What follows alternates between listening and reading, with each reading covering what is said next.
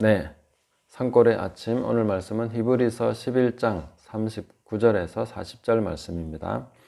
이 사람들은 다 믿음으로 말미암아 증거를 받았으나 약속된 것을 받지 못하였으니 이는 하나님이 우리를 위하여 더 좋은 것을 예비하셨은즉 우리가 아니면 그들로 온전함을 이루지 못하게 하려 하심이라. 아멘. 우리 자신에 관한 진실과 마주한다는 것은 굉장히 놀라운 일입니다. 마틴 로이드 존즈 목사님은 이 세상에서 가장 비참한 지식은 자기 자신에 대한 지식이다. 자기를 알아가는 것이 가장 비참한 것이다. 이렇게 얘기했는데 저는 이 부분에 대해서 조금만 동의를 합니다.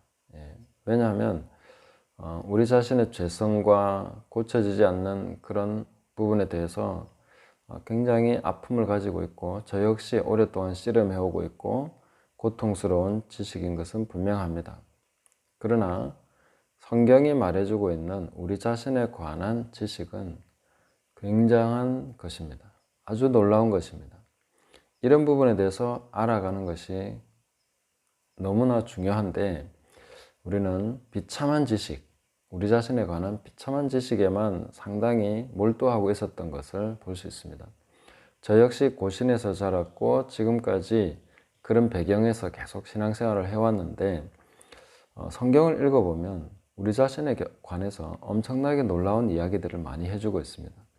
내가 도대체 누구냐라는 것을 알기 위해서 우리는 어디 가서 무엇을 해야 알 수 있겠습니까? 바로 성경을 봐야 내가 누군지를 알 수 있습니다. 이 지식을 우리가 분명하게 깨달아 갈수록 우리 삶이 실제적으로 변화되기 시작합니다. 내가 누군지도 모르고 살면서 어떻게 변화됩니까? 또 변화된다고 한들 그 변화의 방향이라는 것이 어떻게 어느 방향으로 변해야 제대로 변한 것입니까? 우리는 굉장히 도덕적 수준과 내가 원하는 이상향을 정해놓고 그쪽으로 계속 변화되려고 합니다. 그러나 우리가 추구해야 되는 방향은 항상 하나님의 말씀입니다. 하나님의 말씀으로 가야 되는 거죠. 제가 하나 예를 들어 보겠습니다.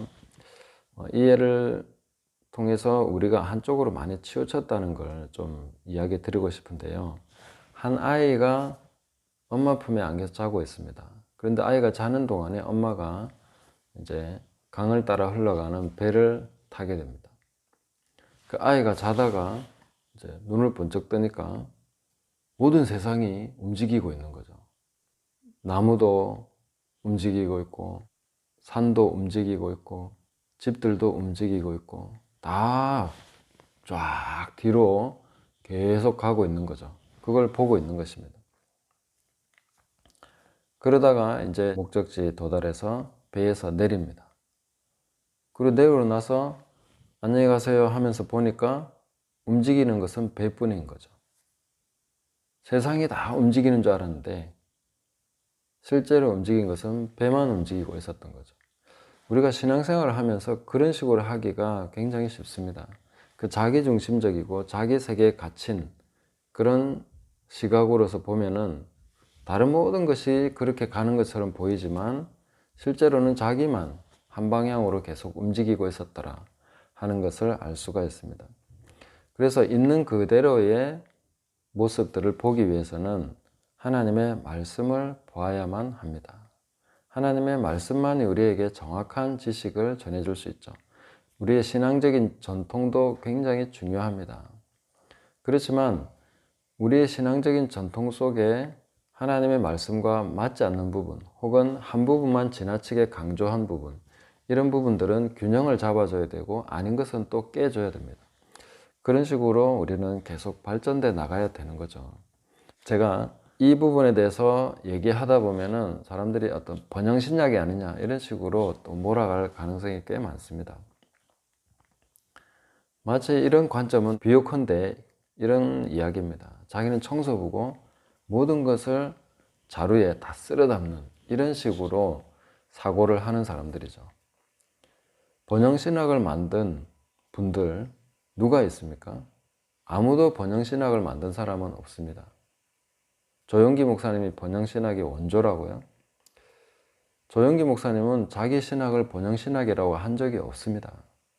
자기는 뭐 삼박자 축복, 4차원의 영적 세계 이런 말씀을 나름대로 이해하고 깨달아서 적용한 이야기만 있을 뿐이지 우리 신학은 번영신학이야 라고 얘기한 적이 없습니다.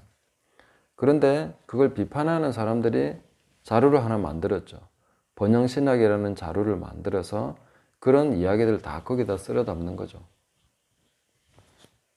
아주 위험한 사고방식입니다. 나중에 제가 번영신학에 관해서도 따로 한번 말씀을 드리려고 합니다. 또 신사도 운동 이런 것도 마찬가지입니다. 신사도 운동에 속한 사람들은 신사도 운동이 뭔지도 모르는 사람들이 태반입니다. 자기는 신사도 운동이 뭔지 모르는데 성령 운동하고 은사 운동하고 뭐 이런 거 하다 보니까 어느 날 신사도 운동을 하는 사람이라고 낙인이 찍히는 거죠. 똑같습니다. 신사도 운동이라는 하나의 자료를 만들고 거기다 다 쓸어 담는 거죠. 굉장히 위험하고 이상한 사고방식입니다. 그래서 신사도 운동도 제가 다음에 또 말씀드리고 싶습니다. 이거는 다 분류해서 각자 그 사람들의 생각과 사고가 성경과 맞는지 안 맞는지를 잘 분별을 하고 그래서 취할 것은 취하고 버릴 것은 버려야 됩니다. 한 자료에 쓸어 담는 그런 식으로 생각하는 것은 매우 아주 이상한 그런 사고방식이죠. 그리고 자기는 청소부라는 이상한 오만도 들어있는 그런 식의 사고방식입니다.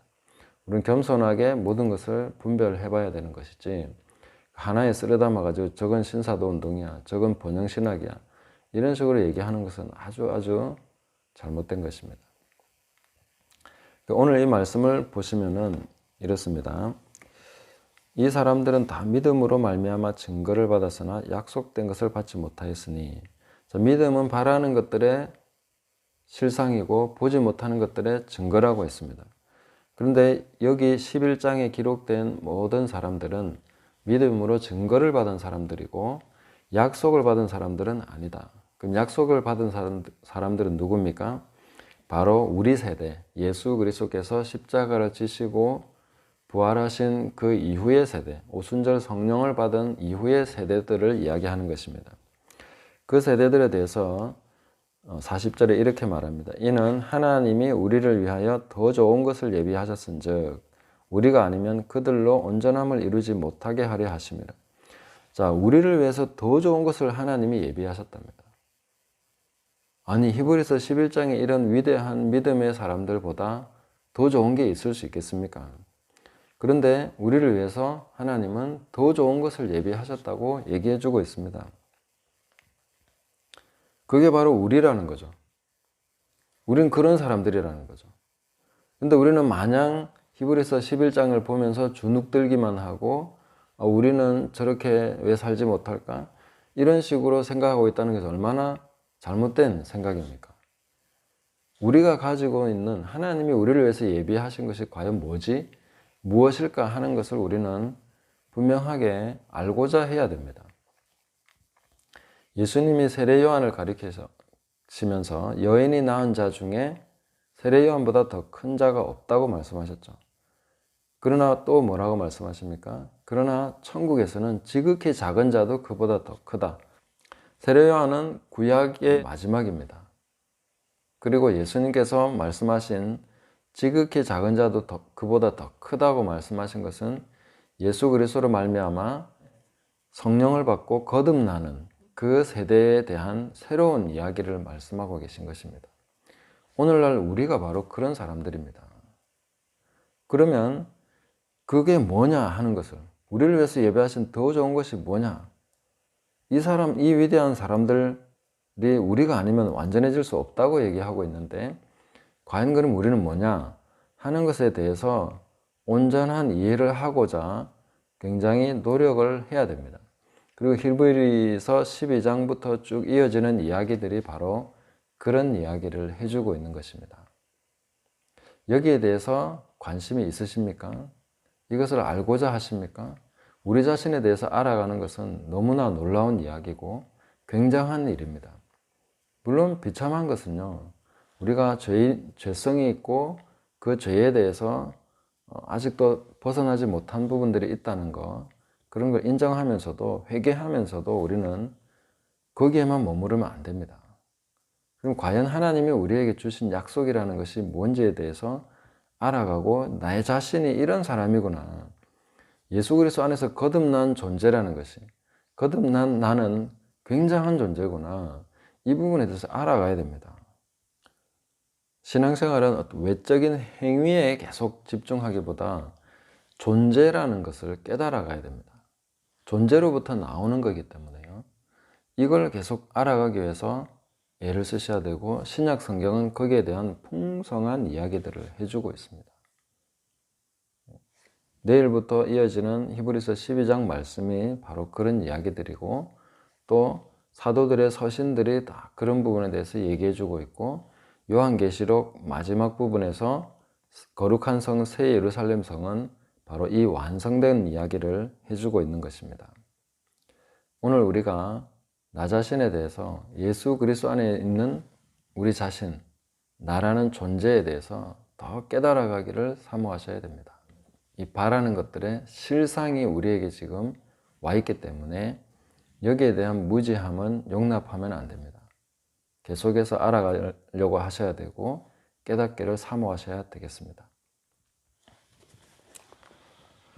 하나님 아버지, 우리 자신에 대해서 알지 못하는 무지함, 또 그것을 알기를 게을리했던 그런 나태함을 용서해 주시옵시고, 우리가 이것을 알아갈 수 있도록 지혜와 계시의 영을 부어주시옵소서. 그리고 깨달아갈수록 우리 자신에 대한 놀라운 진실과 마주하고, 하나님께서 우리를 위해서 예비하신 이 놀라운 것을, 우리 그런 삶을 살아갈 수 있도록 성령께서 인도하여 주시고 가르쳐 주시고 우리를 강건케 하여 주시옵소서. 오늘 하루 또한 하루가 천년처럼 하나님께서 이루시는 아름다운 일로 가득 차기를 원하옵고, 주님께서 행하시는 놀라운 일들을 이 두 눈으로 보기를 원하오니 성령님 역사하여 주시옵시고, 말씀으로 우리 심령 가운데 더 깊이 깨닫게 하여 주시고, 하나님의 뜻을 따라 살아갈 수 있는 복된 하루가 되게 하여 주시옵소서. 예수님의 이름으로 기도드리옵나이다. 아멘.